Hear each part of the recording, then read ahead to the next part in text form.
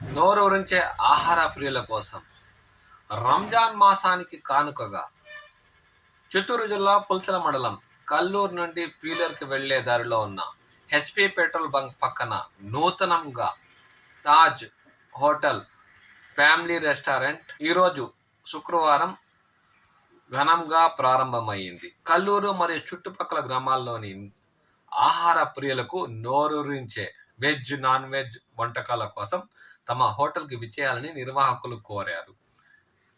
వైవిధ్యమైన వంటకాలతో పాటు catering service కూడా కలదని వారన్నారు.